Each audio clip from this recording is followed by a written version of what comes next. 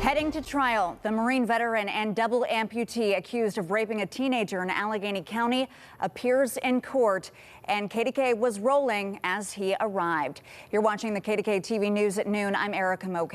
Brandon Rumbaugh, a decorated Marine veteran, faces a slew of charges, all based on allegations that he had sex with a 13-year-old girl. KDKA's Jessica Riley was in court this morning and spoke to Rumbaugh's attorney.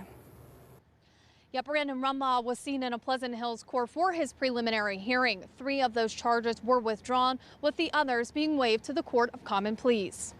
Wearing a bright green jumpsuit labeled Allegheny County Jail, Rumbaugh was escorted into court for the first time since his arrest. According to his attorney, Rumbaugh couldn't make it to his bond hearing because the jail couldn't safely transport him. Among the charges that were dropped are unlawful contact with a minor, sexual assault, and aggravated indecent assault, the most serious and most time-carrying of the initial charges. Aggravated indecent assault carries a mandatory minimum. It's the only charge in this information that does, and we were able to successfully have that withdrawn. Rumbaugh's attorney, David Schrager, says waiving to the Court of Common Pleas was the best case scenario. The burden here is extremely light. It is not beyond a reasonable doubt. This is not a trial.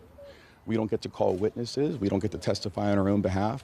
The Commonwealth witnesses testify, and we get to ask a few questions. That is all. And given the light of that and given the opportunities that we had, this made the most sense. Despite the dropped charges, Rumbaugh still faces multiple counts, including rape, statutory sexual assault, endangering children, and corruption of minors. I understand how many people have been disappointed because of the level of which they respected the accomplishments that he had, and they're disappointed by what now are mere allegations. And Rumbaugh will make his next appearance in court in August. In Pleasant Hills, Jessica Riley, KDKA-TV News.